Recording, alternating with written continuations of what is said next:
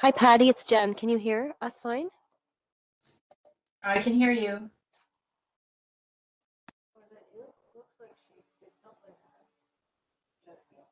Oh, I think she said yeah.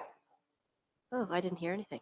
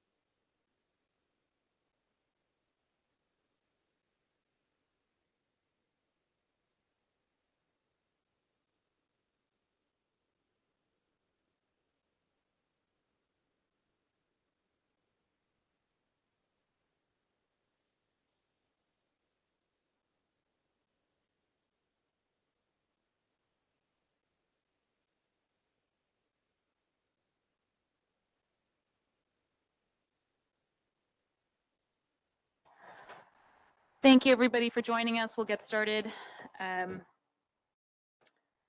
Just wanted to let everyone know that Councillor Cassidy sends her regrets. She's not able to be here for the meeting today. Couple of housekeeping issues for everyone to know. This meeting will be posted to YouTube tomorrow. Anybody feels like watching the meetings, they are all available on YouTube. This is the final meeting of this particular contingent of board members. I'll speak to that a little bit more at the end of the meeting. I did wanted to spend a short moment at the beginning just acknowledging some really devastating losses that have impacted the policing community over the last 2 months. We've lost quite a few. We've had Constable Andrew Hong, police officer in Toronto, killed in the line of duty. We've had 2 South Simcoe police officers also killed in line of duty, Constable Northrop and Constable Russell. We've also had an RCMP officer killed in the line of duty in BC, RCMP officer Yang. We've had a loss of somebody at due to a traffic accident. That was Constable Gillespie of the York Regional Police. So it has been a significant loss to the policing community. 5 officers killed in a 5-week span. Even internally in a large organization, there's been some losses. So it's been a really difficult time, and the board wanted to make sure that the police service is aware that we share those losses. We grieve with you. We know that policing is incredibly dangerous, but we always hope and pray for the safety of our members and members across Canada. We know that these police officers were all dedicated members of their community. They had family. So to lose them and in so much loss in such a short period of time is unbelievably difficult. And just wanted to take the time to express our sorrow as a board and to let you know that we're here with you, we grieve with you, and obviously if there's anything the board can do, we're always here to support all of the members. So I wanted to start with that acknowledgement of those losses. Next up, I do want to give a quick little update. As people may know, we've been in the middle of consultations. There's been 2 public consultations so far. They've gone quite well. We have a 3rd coming up November 24th. Encourage everyone to attend those public consultations. It is your opportunity to be heard as a community. Aside from those 3 public consultations, I know administration and members of the police service have been out there meeting with various organizations, talking to people every day. So that is all going to be put together as part of the business plan. And just to share a couple of the trends that have arisen from these consultations, a lot of concerns about mental health, as you can imagine, a lot of concerns about sustainable funding, for example, for the COAST program. That has been a theme. Mental health needs for young people. Obviously, a lot of that trifecta of mental health, addictions, homelessness, ongoing theme. Concerns about traffic, concerns about petty crimes, concerns, generally speaking, about safety in your communities. So those are the things that we're hearing from the public. So again, if you have anything else to share, we encourage you to either attend the last public consultation. There's also surveys that you can fill out online to express some of your concerns as well. Okay, so with all of those items out of the way, I'll call the meeting to order. It's 2:36. Let's start off with disclosures of interest. Any disclosures of interest? Okay, seeing none, we'll move on. We've got quite a few business items to add to the agenda.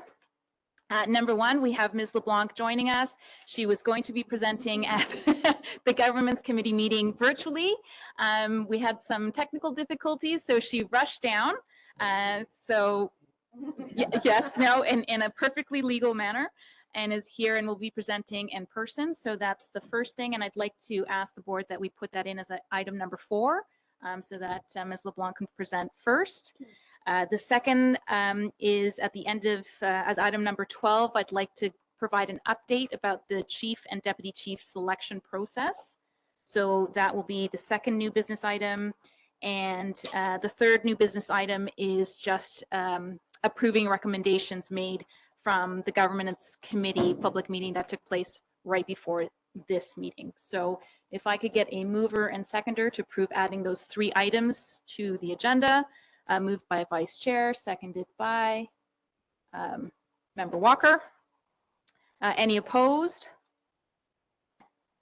Great, and that carries. So Ms. LeBlanc, give me a second as I had a couple things. Here we go. So just again, by way of background, from time to time, the police board receives requests from members of the community to present. We call it a delegation, so we have a policy. So Ms. LeBlanc reached out to us and requested to be heard today, and we're very, very excited to have her here. She is unbelievably impressive. I went on your website and I looked at your bio. You are an incredible advocate for the LGBTQ+ community, frequent guest speaker at schools, companies, and organizations, has worked for not-for-profits, NGOs, federal departments in the area of leadership development, providing support and personal resilience and authenticity, support with LGBTQ+ policies, recipient in 2017 of the TRI Award, Accessibility, Equity, and Human Rights from Queen's University for her work.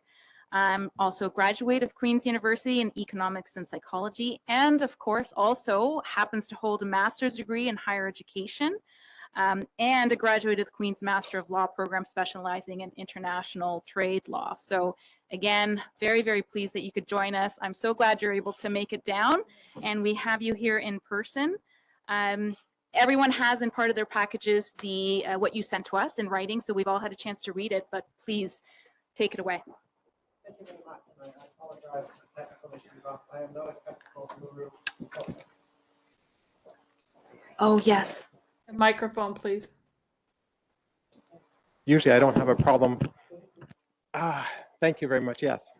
When I teach my grad students, they all can hear me, no problem. Thank you very much. Not being a tech guru, that's why I went to law school. So my apologies for that part. First off, I'd like to convey my sincere thanks and appreciation for all the work that the London Police Service officers and members do for the community and for all officers, regardless of where they are across Canada. It's a difficult job, have to be lots of things to lots of people and have various lenses they have to put on given the situation. One of which is, of course, dealing with LGBTQ+ community and the transgender community. My reason for being here today is not to make things more complex or complicated. In fact, it's more to hopefully bridge some gaps in information, in education, and to create an atmosphere that is conducive to bettering relations and creating a stronger relationships within all communities, but particularly the transgender community. We all know of the incident that happened with an individual that was an outspoken advocate of the transgender community recently, and reactions to false allegations of her involvement and swatting of her home and family members, etc.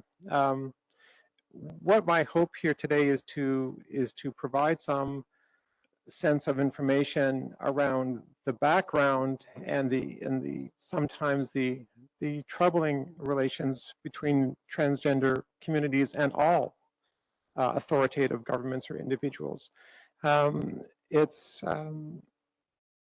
has to understand that many microaggressions have devastating effects on members of the transgender community. Things like dead naming, misgendering, using incorrect pronouns are severely triggering and cause great mental anguish to individuals of the community. And I wonder if people understand the severity of those actions and those communications and the impact they have on individuals. And when I work with organizations around this, oftentimes it's not there's a willingness to be better at what they do, but a lot of times I get from senior leadership and members of organizations, but we don't know how.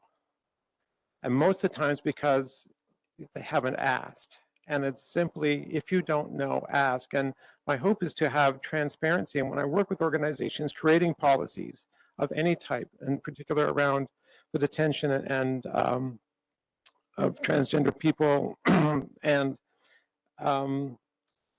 it's around having policies are one thing, but it's having processes. And a lot of the times organizations fall down on processes.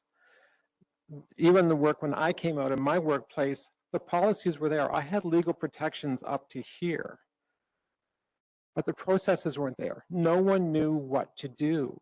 And a lot of the times that's what happens. And having a policy is wonderful. Having that binder up on the shelf that you've got the policy, you've checked the box off, but to take the time and think it through as to what does this mean? What stakeholders are impacted? What resources and education do they need? How transparent is the process?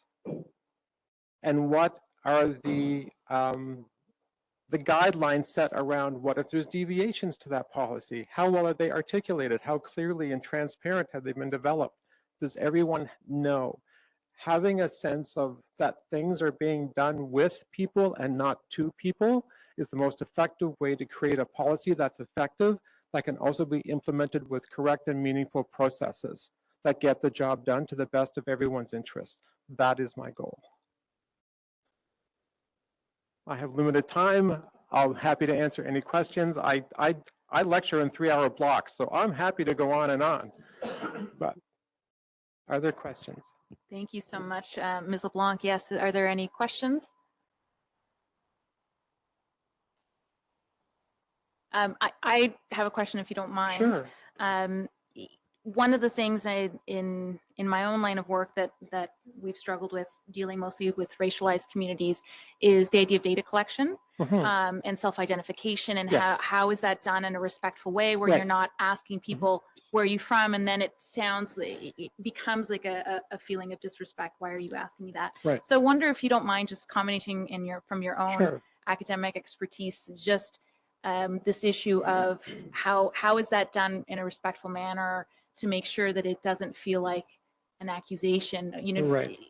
Are you X? Or I don't know if there's anything you can sort of provide. That's a great question. I've certainly had lots of personal experience in that aspect, as well as anecdotal evidence that I've been able to gather.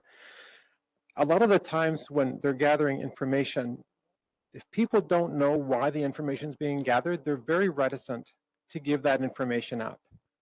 Even on surveys, when we ask on admissions packages to educational institutions, they're trying to collect that data. But people, especially in my community, are terrified of coming out because we don't understand those consequences. Even in this day and age, there is still that thinking of ramifications of why are they asking this? So a lot of the times what I've asked and recommended to organizations, if it's a web-based form, simply put an information I right beside it and state very clearly, why are you asking this question? And what are you going to do with the information? Who sees it, and how is it going to be secure? An example I have is I went to a yoga class and they asked us to sign in. Great. Name, fine. Email address, I get it. They're trying to build a marketing database. Question after that was sex. It's a yoga class. Who cares? Why are you collecting that information? It makes no sense. And it wasn't explained. And for someone in the transgender community who's not out yet, to put the wrong designation down is a trigger, which can send them into an anxiety attack, which I have personally experienced numerous times prior to my coming out at work. And they're debilitatingly awful. I wouldn't wish any of this on my worst enemy. If they had simply put why they're collecting that information, they're more than likely to get better data. Even on the 2021 census, the data for the transgender community in Canada is grossly underrepresented. And they're using those numbers to set policy. It's not accurate. Is it better than it was? 1000% better than it was. But it's still not accurate because no one knows, why are you asking that question? What are you doing with the information? That's what needs to happen. And then also on all forms, an opportunity to put preferred name. It's got to be in there. And we ran up to so many different databases that didn't have the capability to do that. So they'd have to put Stephen when the preferred name may be Steve. Or in my case, from my dead name to my correct name to Aaron. They couldn't do that. There was no place to put proper pronouns. And please, they're not preferred pronouns. My pronouns aren't preferred. Your pronouns aren't preferred. They just are. So usage of the words on forms, understanding why you're asking for that data and explain how it's going to be used is critical to getting better data. A very long answer to a very short question, but I hope that does it. No, that's extremely helpful, and I think that's part of that balancing, respecting who wants to share that information while also being able to collect that data, and obviously if there's any accountability measures. Before I go for another round to see if there's any other questions, there's the board, you probably know, has a very specific purview. Like, we are the governance oversight board, so our policies don't direct on operational matters, and certainly I think you even pointed out some databases, unfortunately, we may have some or to very little control over those issues, and then there's policies and procedures that police have internally. You may know that we had put forward a draft policy, and now I'm in September, and now I'm very, very grateful that that was actually deferred for many reasons, but perhaps not the least of which, what I'm hearing from you is this whole idea, nothing with us, or nothing about us without us included in part of that process. So this might be that good sort of, I've always think about W. Chief McIntyre's words, the power in the pause, and instead of rushing through a policy, being able to be thoughtful about it. And I know that Toronto right now is going through an extensive consultation process specifically on this issue.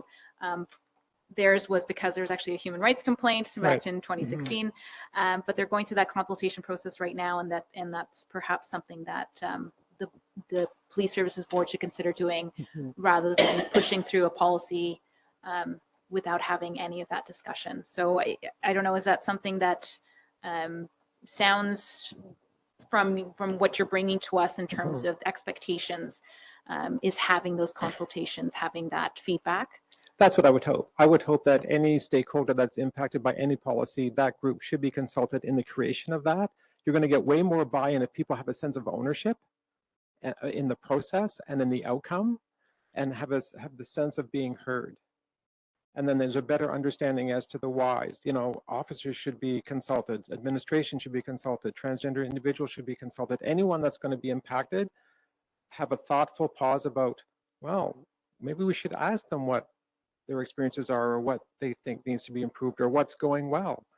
It doesn't have to be an all bad story. I mean, I'm not here to criticize or be critical. I'm here to offer support and education and information in the hope that things will become better. We can all improve. No one's perfect. Every process can improve. Just be mindful that if you're impacting someone's life, maybe they should be consulted about it. Any other member Walker? Is that what you meant? Thank you so much for coming. I just wanted to ask, Madam Chair, through you to the Chief, what is our current process or status on the rights of transgendered individuals? Thank you for the question. Thank you for the presentation. Thanks for coming down. I'm good. And thanks for coming to speak with us. So we do have a internal policy or procedure. We call it fair and impartial policing. And essentially what that is, it's an umbrella document which governs how our members are expected to deal with everybody we interact with, not just people we arrest, but traffic stops, just anybody in the course of day-to-day business. And it's really grounded in respect and human rights. So when I say it's an umbrella document, it does speak to various groups based on race, ethnic origin, sexual orientation, gender identity, and there's guiding principles, like I said, about respect, human rights, about unconscious bias, Mhm. things like which we have implemented quite a bit of training over the last several years around that. We did and are consulting with members of affected communities.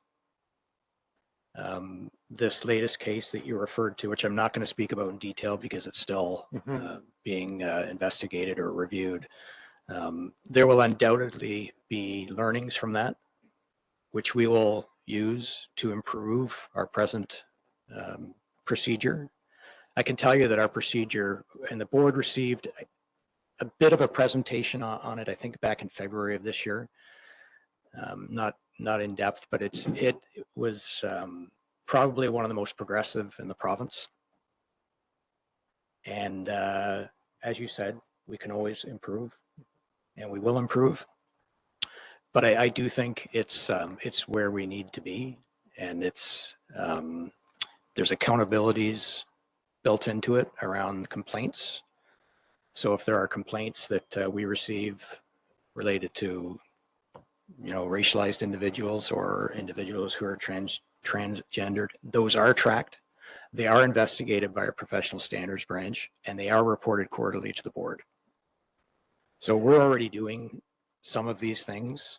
Not to say we can't improve, because I'm sure there will be some things that we learn from this latest case. I know there are, but so we do have a procedure on that. To your question. So I just have a couple more questions following your presentation, and I wanted to know, our chairwoman has brought up the issue of Toronto. So how would the policies in Toronto compare to those that you've just outlined? I can't speak to the Toronto policy. I believe that theirs is fairly recent. Ours was published prior to the one in Toronto, but we certainly do an environmental scan anytime we're developing something new policy-wise, and we look to see what's out there, and we consider all that information, but I can't speak in detail about Toronto's policy. Okay, I appreciate that. One of the things you raised is having a process in place for ownership. And I'm wondering, when you talk about meeting with the members of the transgender community, do you give the opportunity for feedback and then try to incorporate that? Is that how things have worked previously? That's exactly what we've done. Yeah, okay. I thought so, but I just wanted to be sure. And then the last question I have is around the current consultation that is going on with the public. And I'm not sure if you were aware that the London Police Services Board is seeking input around recommendations for change and things like that. It does appear to me that there would be an opportunity through that process for individuals to come forward from all communities, but particularly the transgender community, to provide any input or recommendations. Would that be accurate? That's accurate. Okay, and so for anybody who feels marginalized or is not able to speak up in a public forum, is there a secondary process for that? There's the community consultations, which are typically they're virtual right now, online. Right. There was a survey that was done, and there's a writing in component as well, a letter. So there's a number of mechanisms where somebody who may not be comfortable speaking publicly can correspond with us through our corporate services, and all of those comments are taken into account. Okay, and then I just finally would like to ask, given we now have this presentation, and we have information coming in through the public consultation process. I wonder, is there an opportunity to take, to sort of look at where we're at right now, to sort of, not sort of, but to look at where we are right now with respect to what has already been developed, to see if there are any obvious areas or other areas that could use a little bit of tweaking? Well, we're already doing that. Yeah. I mean, all of our policies and procedures have a review cycle. So it could be every year, it could be every 3 years. And I believe this is one that is more frequent than a longer period of time. So, and anytime there's an incident that calls into question our process about whatever the topic is, then we do have a critical look at our policy or our procedure.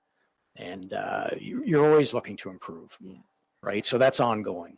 And we've been doing that in this specific case. That's what we've been doing. Okay, thanks. I really appreciate your presentation. I think it's really important.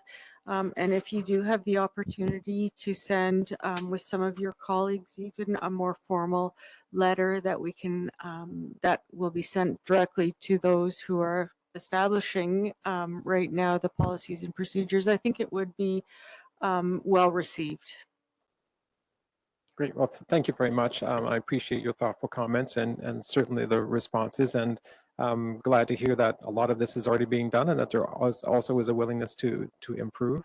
My hope is that we also can get word out as to how these consultations can be accessed. A lot of the people in community either A, don't know that these are happening, or B, know how to do it. So certainly being able to look at what are the outlets of information to best get to each community versus just posting it on a website, to be a little bit more proactive in reaching out to various communities would be helpful. And I'm certainly happy and willing and able to provide whatever thought, guidance and counsel I can as we go through, and certainly will avail myself of any opportunity I can to join in the discussion and help to build better relations. That's what I do. Thank you, Ms. LeBlanc. Any other comments, questions from boards? Anyone up on the screen? Great. So again, it's always complicated when we're speaking on these issues, because there's the operational procedural side and then there's the board governance side. So the board on the governance side had been considering a policy.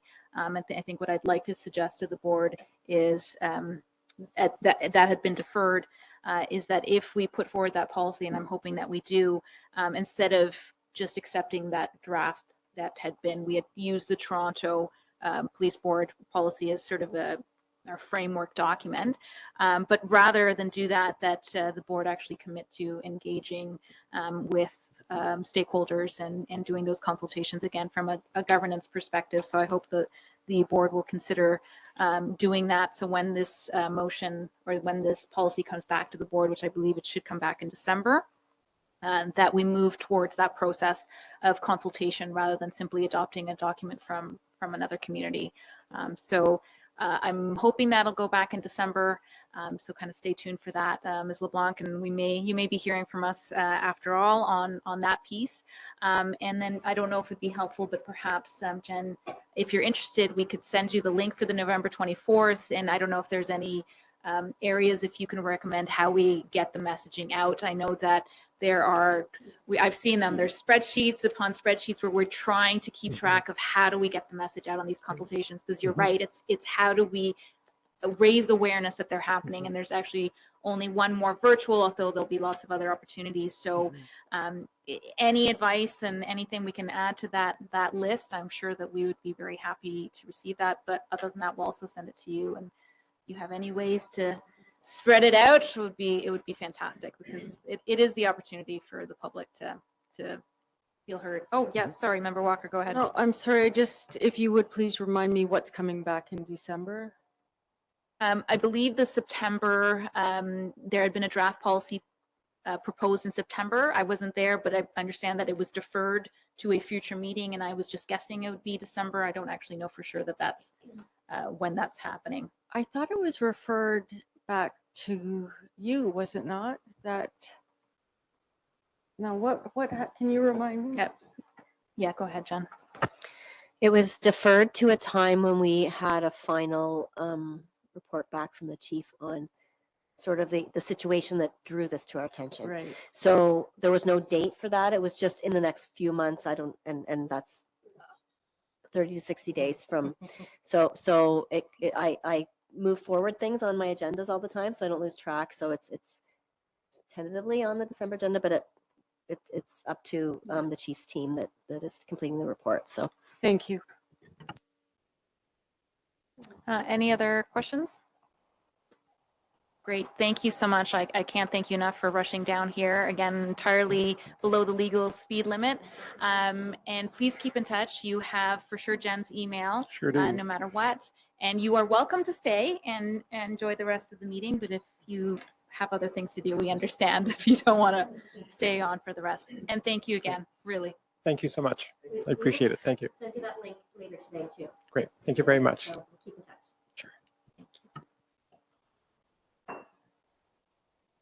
Okay, so next up is the minutes of the September 15th public meeting. And could I have a mover and seconder to approve those minutes? I see the mayor and vice chair moved and seconded. Any opposed? And that is carried.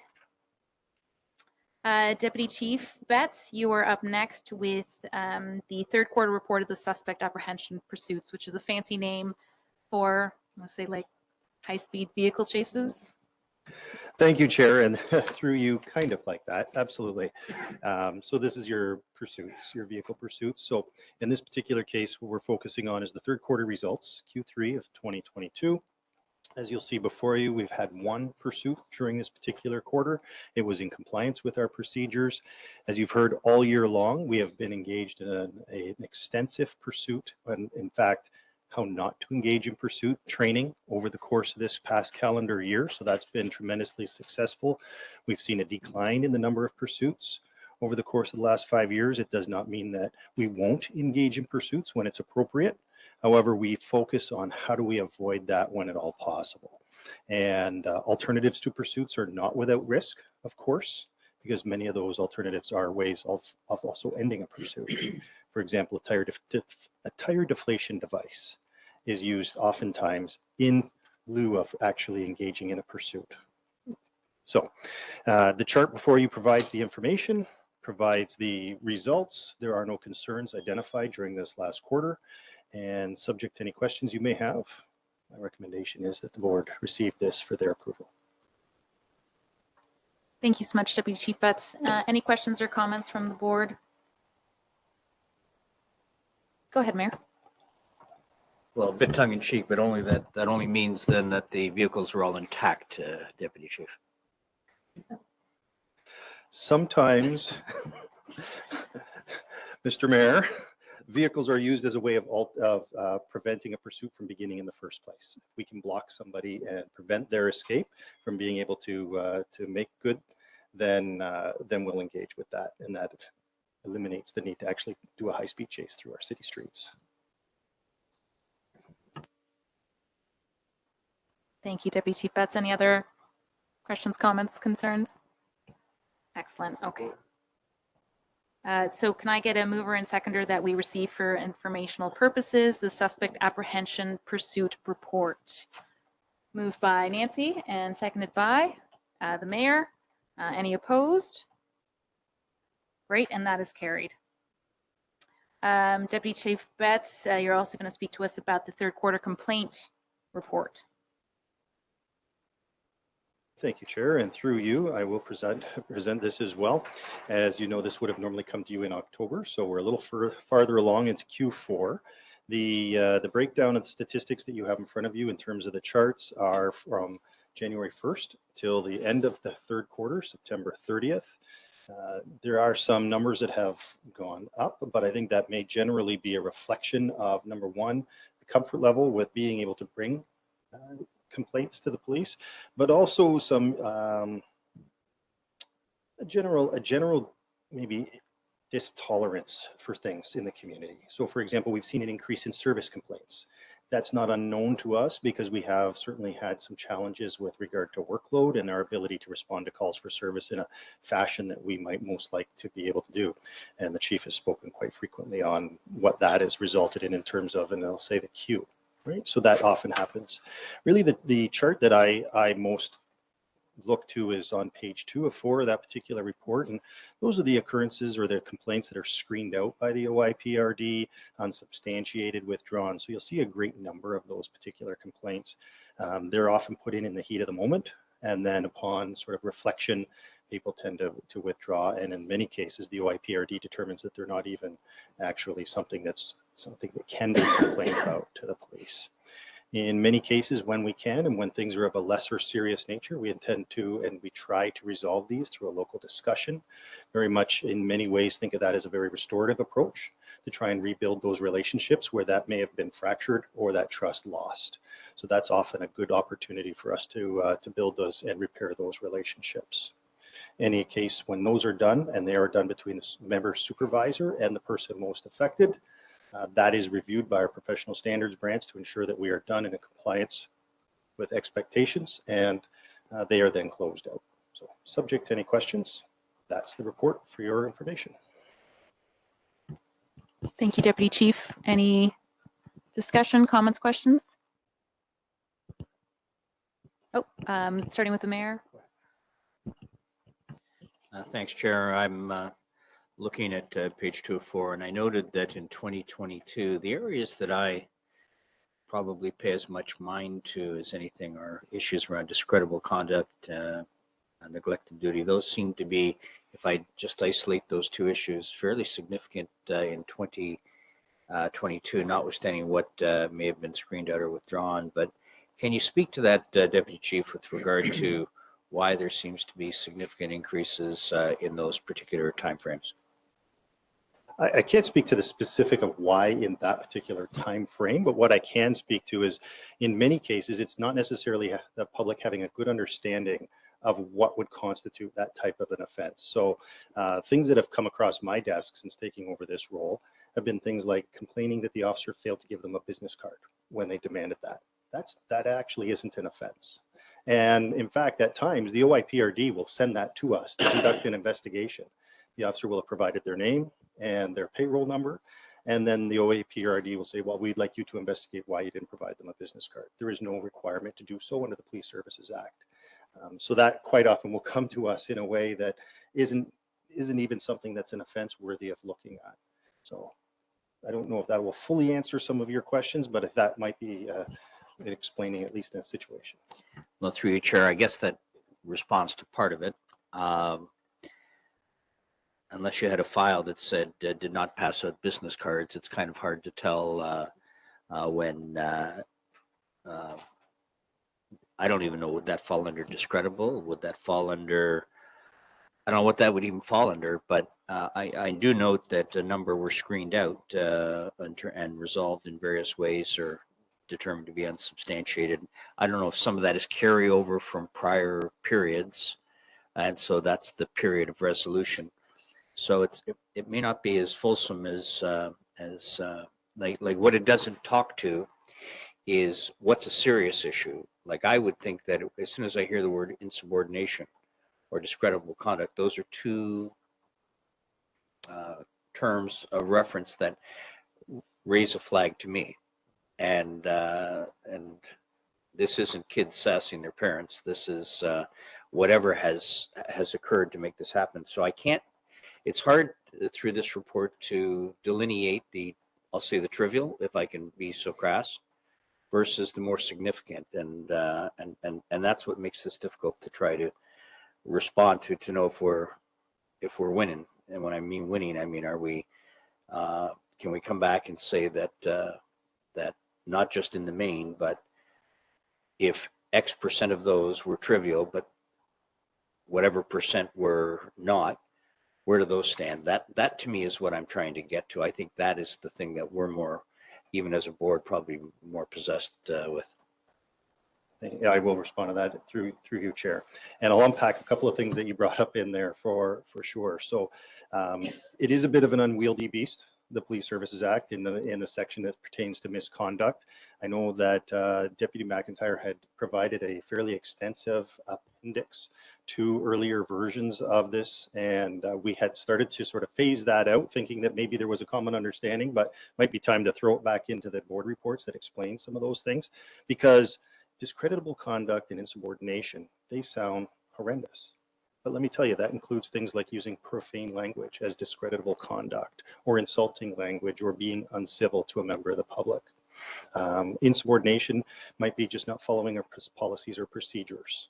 right? So the term itself certainly has a connotation of something much more serious. Very few of these actually ever escalate to the level of formal type of discipline. They are most likely and most often dealt with as a less serious nature because they tend to fall into those things like bringing this discredit upon the reputation of the organization. That could be a mishandling of an impaired investigation in which we may have forgotten to notify the operator of that motor vehicle that their vehicle was going to be impounded for a period of time as a result. And that would fall under one of these two categories. Again, final comment, Chair. Deputy Chief, I understand exactly what you've said, and I'm going to presume that over the 5-year period where the data is presented to us, that that those kinds of incidents, be they trivial or not trivial, again, my words, or less significant and more, that that would have happened in any of these 5 years. I guess when I look at it and see the dramatic increase, the trend has gone from 57, if you look at just total conduct allegations, and that's the area that I, to be fair, I'm focused on, from 57 to 400% increase. And how concerned do we need to be? How concerned are you with regard to these numbers in terms of what I will call allegations of misconduct that are meaningful? Thank you, and Chair, through you. So anytime that we fail to live up to the standards that we would hope to set and expect is concerning. The numbers and what would actually constitute a serious offense has not really significantly increased. The volume of these of the information that you see it provided in front of you has increased, and to some degree, I'd like to think that that's because people are comfortable and feel that we're more accommodating or open to this type of feedback. It's not always favorable feedback, and quite frankly, every resolution, whether it's substantiated or not, is provided to a complainant with a significant amount of information about what we did and why we determined it wasn't substantiated, if that's the case. And of course, if it was substantiated, what the disposition will be. So the ones that have crossed my desk so far this calendar year, for the most part, have not been of serious concern whatsoever.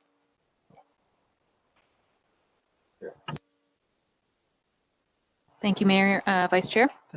Thank you. So my question is just more process driven here. So in the report, it talks about local discussions, and it seems like that's a less formal, I don't know if that's a proper characterization or not, but a less formal way of dealing with a complaint.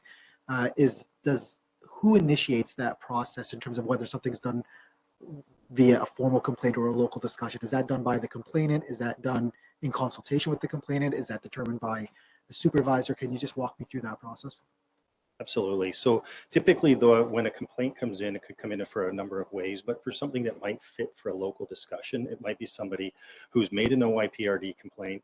They're unhappy with the service they've received. They're unhappy with the conduct of the officer.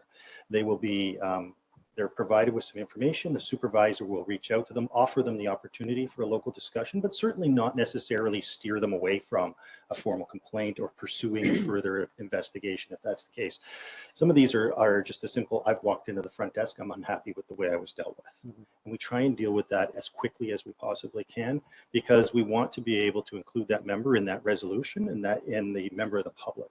And as I say, very much a restorative type of an approach where they're given the opportunity to be heard, to express what it is that they found dissatisfying about that particular interaction with the officer. The officer is provided with an opportunity to respond and to provide some feedback as to if there's a degree of remorse that, yeah, you know what, I wish I hadn't said that and I'm sorry for that.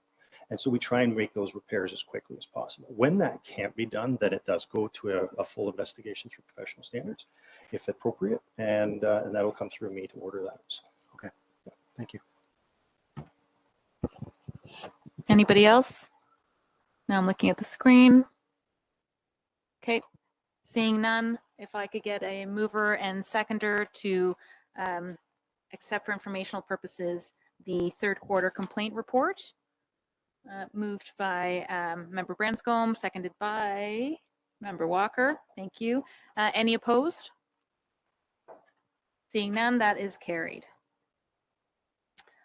Next up is the Crime Stopper statistics, also third quarter.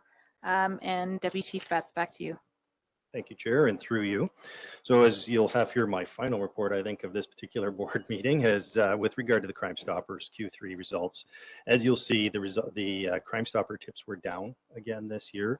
That's a trend that we've seen. It's a trend that, quite frankly, all police agencies that we're aware of are seeing.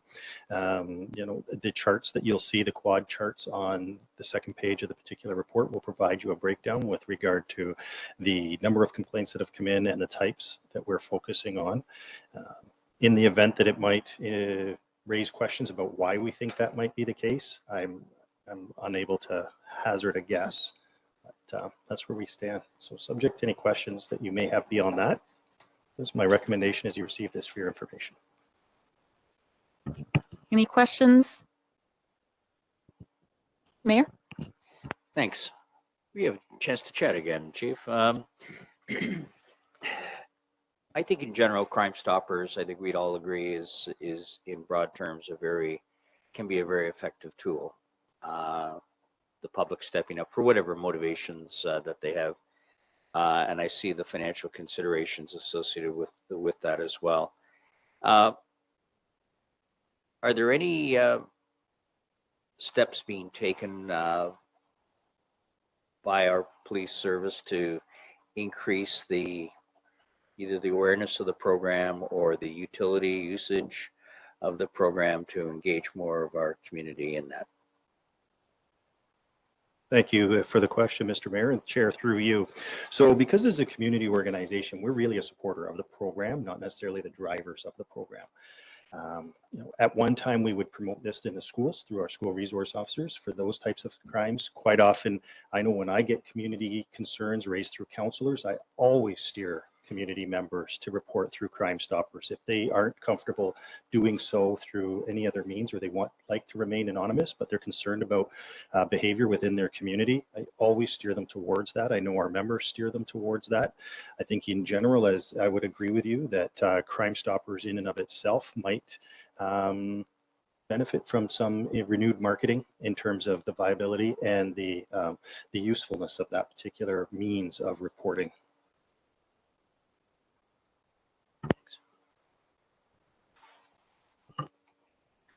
Thank you, Deputy Chief Betts. Any other questions or comments from the board? Great, seeing none, can I get a mover and seconder to accept the third quarter Crime Stoppers report for informational purposes? Moved by Mayor, seconded by the Vice Chair. Any opposed? Great, and that carries. Next up, we have an SIU report. Deputy Chief McIntyre. Thank you, Chair, through you.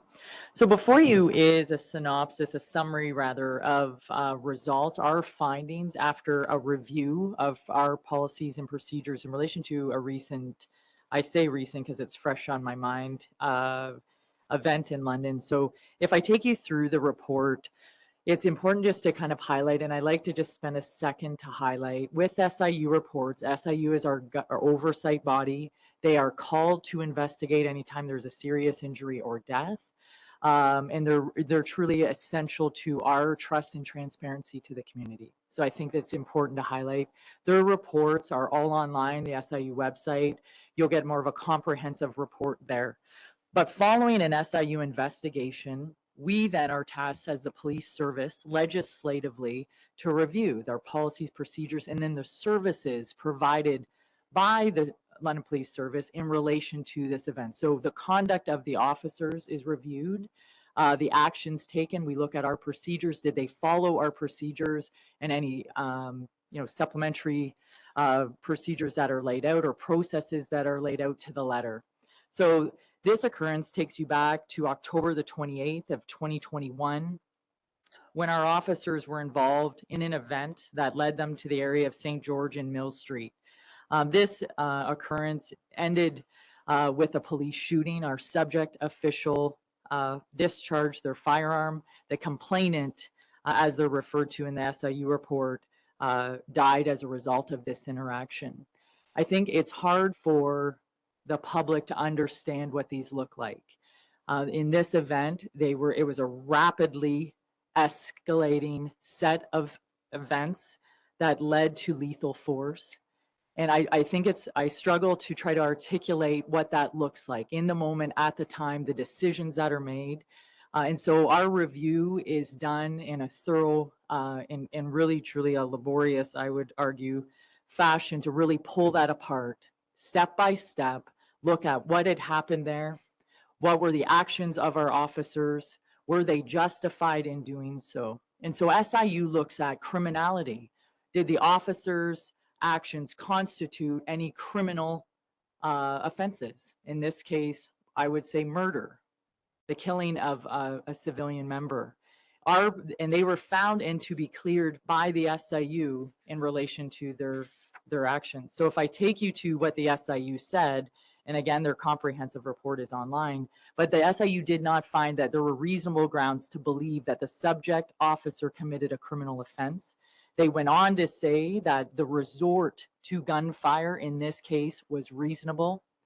And as a result, they have closed their file. So we take it from there. Again, looking at our procedures and process, one of the big drivers here is the use of force and the use of force model and the training around use of force. And did our officers follow that to the letter? And the review was concluded. Everyone cooperated, of course, in these processes. And the findings determined that our officers acted with true excellence. When I say that, though, I don't mean to underestimate the sheer tragedy of this and the impact it has to not only the community, to the complainant who died, his family, all of these things, but to our officers. I think when you look at what happened, the speed at which everything unfolded that night, enormous wave went through our building for our members, but that of the community as well. And so I leave that in saying, I don't want my synopsis to sound as though it's simple, because I don't think these events are simple at all. The review is extensive, and we have the utmost confidence that our officers followed process and used their skills with true excellence in this regard, and ended up saving an officer's life, but tragically at the expense of a civilian member in this case. But it's hard to talk about, I think, because this was really, truly a devastating event for our service and for our members at large. And so I'll leave it there. Again, I direct you to the comprehensive report that sits with SIU, and I'm open to answer any questions you may have. Thank you so much, Deputy Chief McIntyre.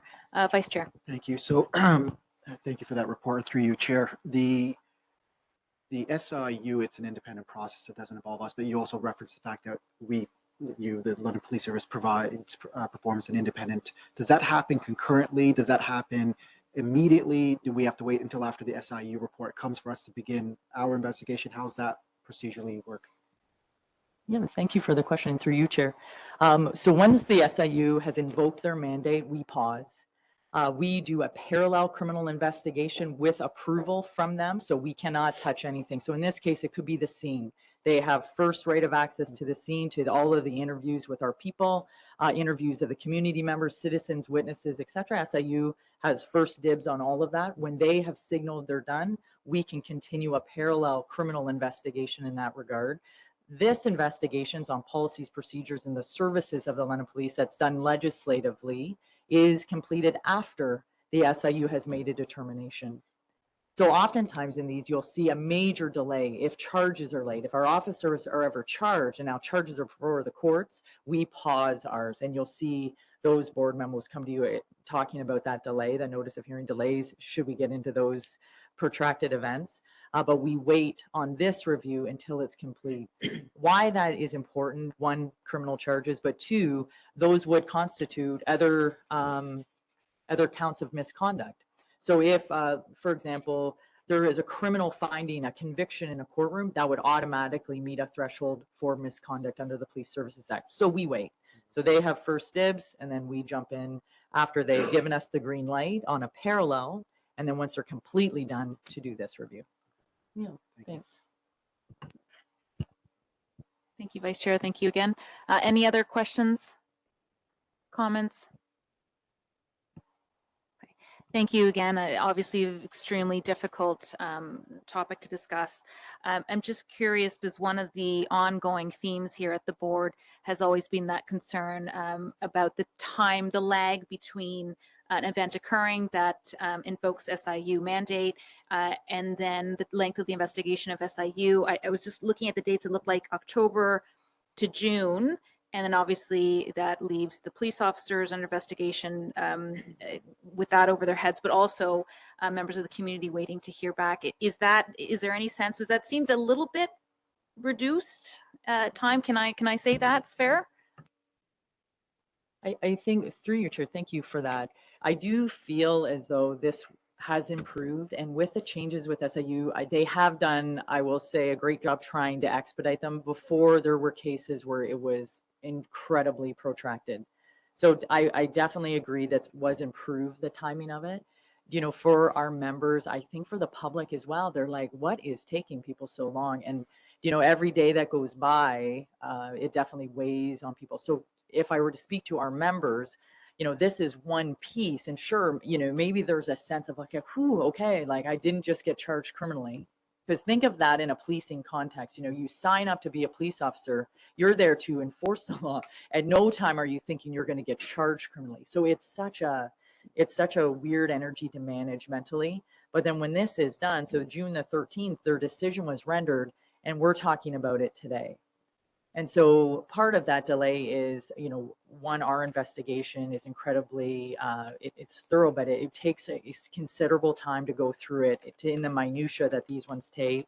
Then for us to meet with the officers and to provide them their piece, so I have a copy of their report and all of those things. So there's a time, and then time it with our board meetings.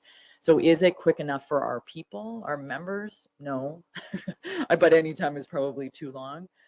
You know, with that being said, don't forget there will still be mandatory coroner's inquests that follow. This is nowhere near done for our members. And really the public, I expect, would still have questions, and the family will still have questions. And so those pieces are very much protracted. And we have seen coroner's inquests be multiple years out. So that's still to come, unfortunately, but thanks for that. Vice Chair? Thank you. So through your chair, it's actually a comment you made raised an issue. Whenever a service role is discharged in the course of duty, that's a traumatic event, right? And so maybe without even specific reference to this, but in general, are there any supports that are in place for members of the London Police Service in the event that there's, you know, psychological, emotional impacts following from that situation? Especially in light of the fact that there could be a significant delay, right? And so, yeah, absolutely. Thank you for the question through you, Chair. So when we have critical incident like this, we direct mandatory debriefs with our in-house psychology team. So we have a member care and organizational wellness branch, of course, which you know of, which, you know, comprises our peer teams, reintegration members, but also in-house psychology. So those at the outset were mandatory, and then there's continual follow-up with our officers always. You know, before, because of stigma, there would be critical events, and we would say, okay, well, just don't forget, you know, our in-house psychology team is here to help, but members wouldn't go. And so what we've done recently as a pivot is we have flagged occurrences as a critical event and then directed that they go. So we've removed the choice because now everybody has to go, and hoping it would decrease one aspect of stigma.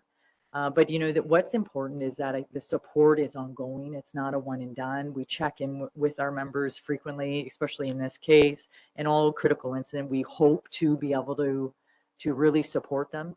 And then the vision for wellness in the organization is more so that everyone is responsible for everyone's wellness. That one day a vision, it's not so much directed at MCAL, but that everyone is always looking out for everyone. You know, that's the big goal here. So, you know, really these supports, I think every time we have these incidents, we go back again to review what are our processes, what are our procedures, can we bolster this, a process, so that they're not guessing, okay, if I'm involved in one of these events, what now happens to me? So we're changing and tweaking as we speak those pieces in process, looking at what is best practice, how do we move from these events with the best, you know, psychological evidence of care, supporting the members. So we're tweaking those events right now as we speak. But yeah, thanks. Any other questions or comments from board members? Thank you so much for that, Deputy Chief McIntyre. Can I get a mover and seconder to receive the SIU report moved by the Vice Chair, seconded by Member Branscombe? Any opposed? And that carries. Next up, we have the proposed 2023 board meeting and conference schedule. That's all in your packages.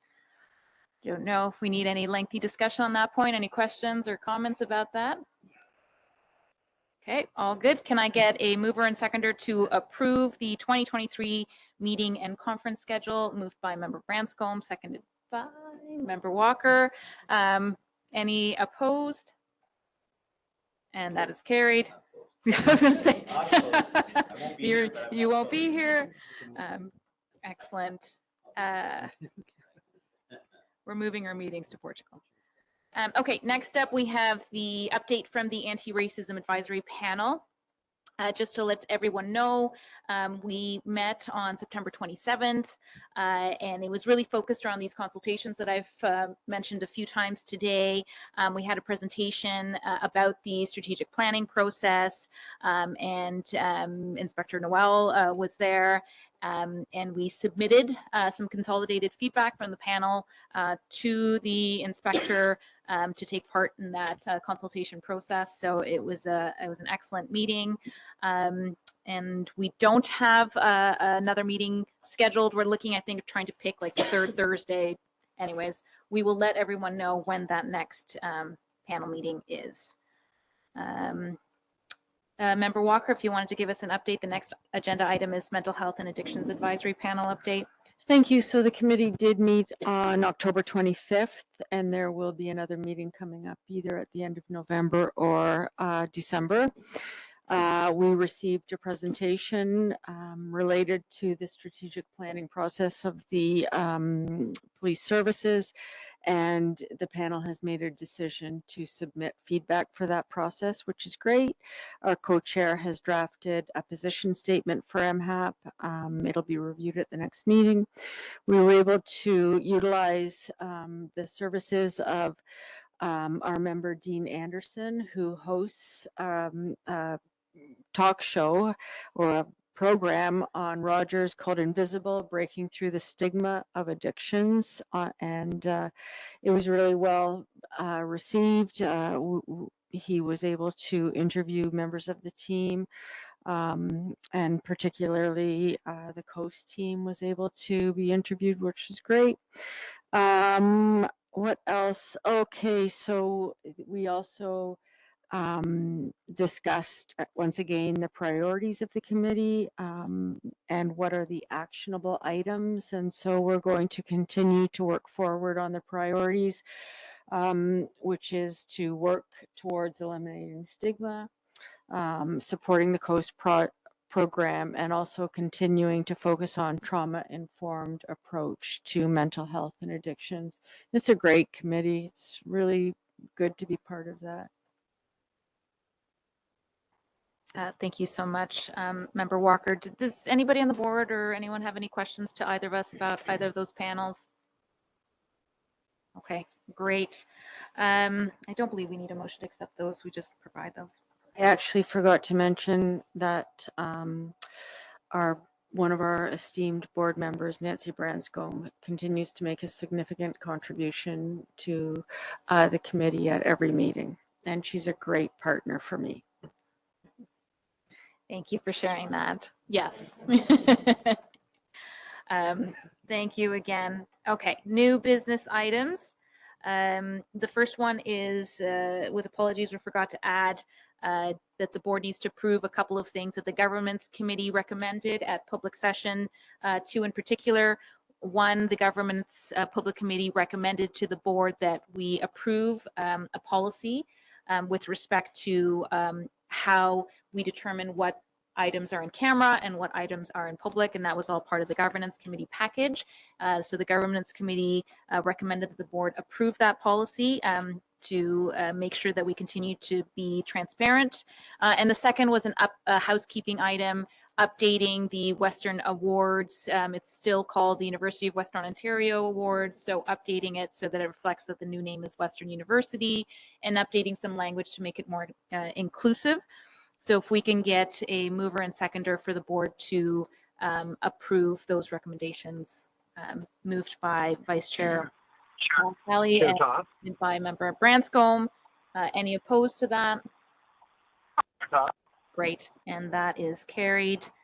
And I'm sure everyone is wondering about the chief selection process. The board met earlier to discuss what we were going to do. As you know, there's always options. We can do things internally or we can farm them out. Last round of chief selection, we hired Odgers Bernston to assist us, and we've made the decision to do that again. Last time was specifically for the chief. As you're aware, Deputy Chief Betts has accepted a position as Chief of Police in Peterborough. So Odgers Bernston will be helping us both with a chief selection process and deputy chief selection process. So that is a bit of a change from last time. They'll be doing both of those things. We've reached out to them and kind of highlighted the time sensitivity of this.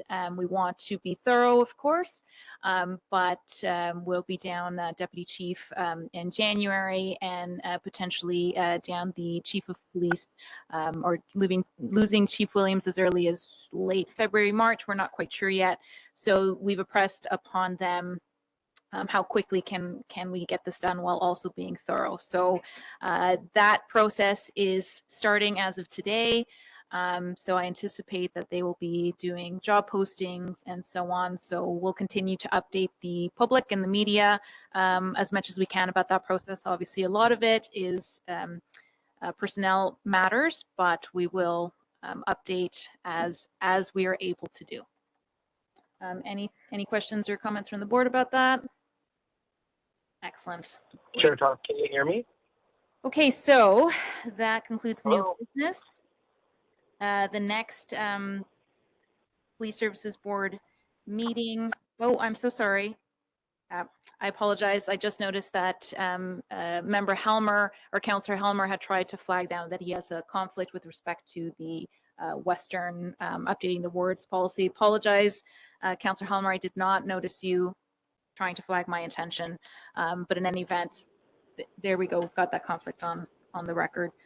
Mayor? Thanks very much, Chair.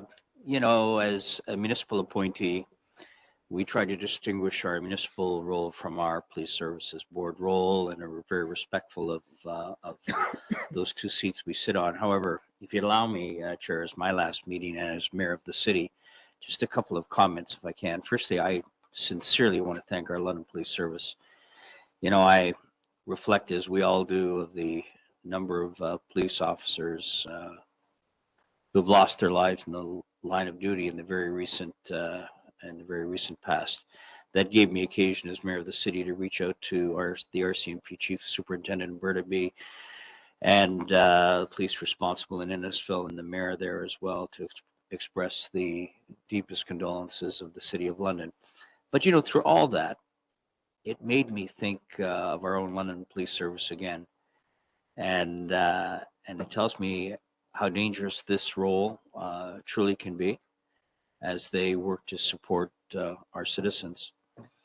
What our police service does, our officers, is exceptionally demanding. I think the pressures, Chair, are incredible. And yet I can say with confidence as mayor of the city that I think our London Police Service stands tall. And I'm so proud of all of them and the work that they do. I say that as a general, and I say that as a specific comment as well. For that, Chief, I'd like, if I could ask you to extend through to our London police officers the sincere appreciation of the city. And then ultimately two congratulations, one to Deputy Chief Betts, who's leaving us to go to Peterborough. You're going to be missed. Your summers are going to be more fun, but you will be missed, and we appreciate the contributions as a city that you have made. Chief Williams, what can I say about you? You have demonstrated such great class and grace under pressure. And I tell you, you'll be sincerely missed, which of course puts all the pressure on Deputy Chief McIntyre, and that's the fun of it as well. But you know, when I think about, as I sit on the Big City Mayors of Canada, I sit on the Big City Mayors of Ontario, Big City Mayors, and I realize just how blessed we are to have the London Police Service that we have in this city. You're amazing.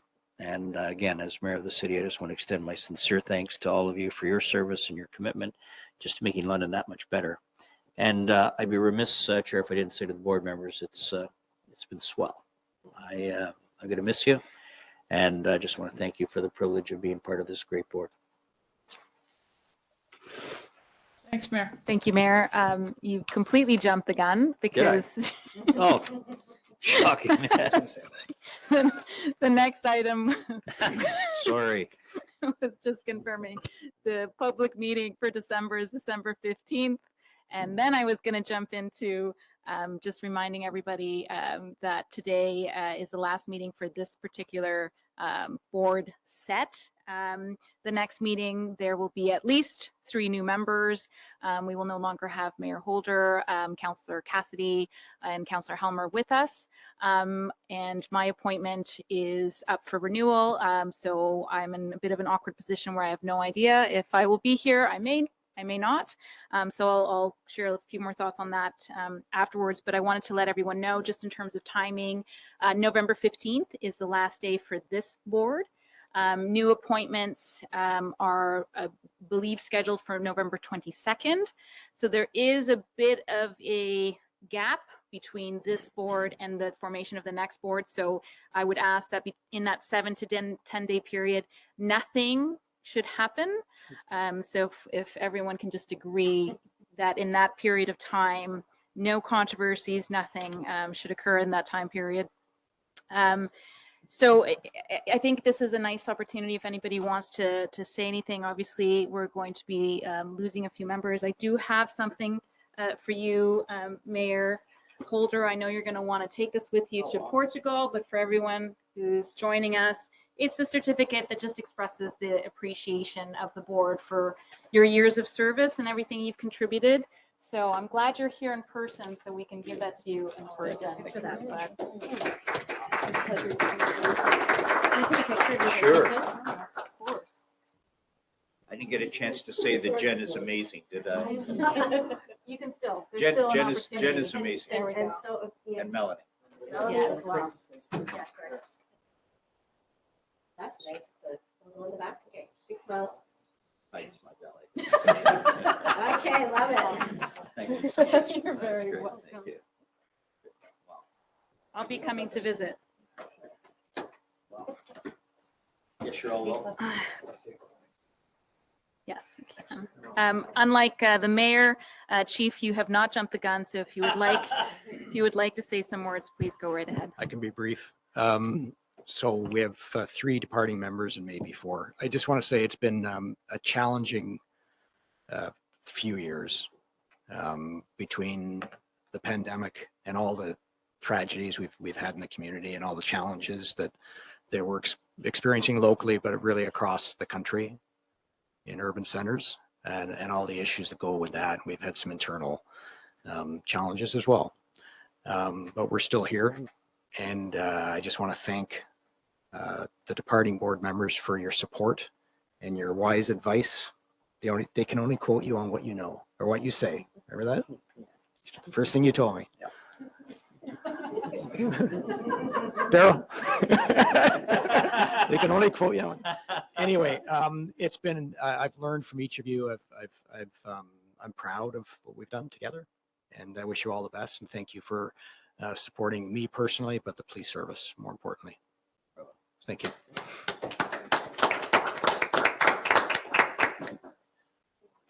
Yes, of course. Yes. I just wanted to say one thing as well. Well, first of all, to Maureen and Jesse, I wish you were here because you've made such a contribution. I'm very grateful. But I would like to say something about Ed because I've had the privilege of knowing you for such a long time. And I always remember being in the office the day they announced that you were going to be the Minister of Science and Technology. And I said to the team, do you think they're going to give him a lab coat? And everybody said, why would they do that? And I said, because I think Ed kind of wants to do some science experiments there and not. Yeah, we meant it very respectfully, of course. But Ed, you're really just so supportive of this community. You always have been.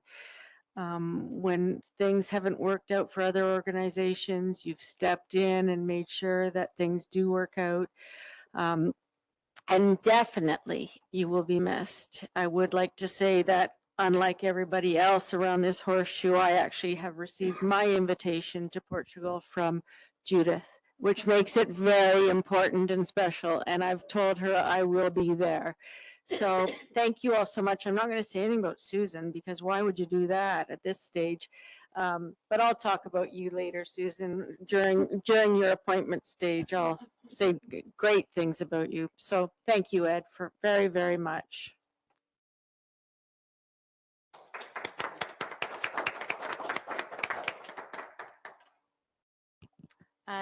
Any other comments from any of the board members? Okay, I'm just going to take a couple minutes again. Thank you. I wish Maureen could have been here today as she was unable to join us. Councillor Helmer, we do have a certificate for both you and Councillor Cassidy, and we'll find a way to deliver that to the both of you shortly. Again, I have no idea if this is my last meeting. The board has no say in whether or not any of our appointments, including mine. So yes, I have put my name forward.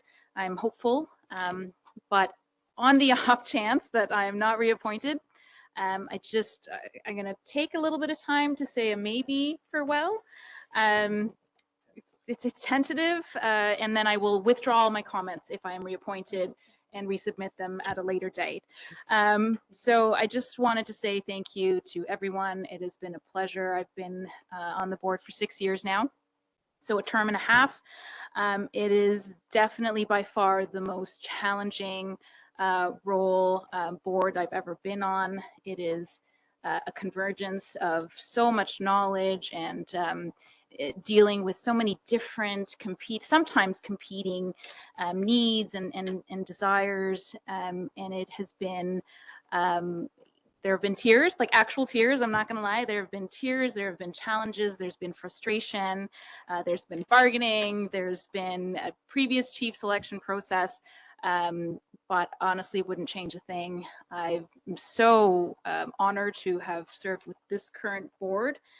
Members, I've been able to work with previous board members.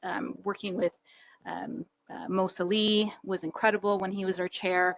Javid Zakara, working with Vanessa Ampton-Smith, Steve Turner, way back. It really, truly has been extraordinary working with this particular chief and deputy chiefs have been incredible. Beyond my wildest expectations. Working with the LPA is always unique, but honestly, Mr. Rick Robson, Dave Gilmore, now Paulo Dominguez have always been respectful, challenging, very quick to hold me to account when necessary, but always open. And we've always had that really good line of communication. So it's been wonderful in that sense too. If I'm not back, I just encourage everyone to just remember what the role of the board is. I think it's very easy to forget. It is so critical that we continue to challenge, to be that oversight board, to always push for a transparency as a board. I think we've done that with the policy that we just approved today. Really ensure that the public gets as much information as they can, and remember that it's not easy to be in that oversight position when there's all these competing tensions, but it is one of the most rewarding experiences I think that you can have. And just remember, you're not going to make everyone happy all the time. Someone's always going to be mad at you, but sometimes it's more about who's mad at you and maybe that tells you if you've succeeded or not. So thank you, everybody. If this is my last board meeting, it's been a pleasure. And if it's not, I will see you in December.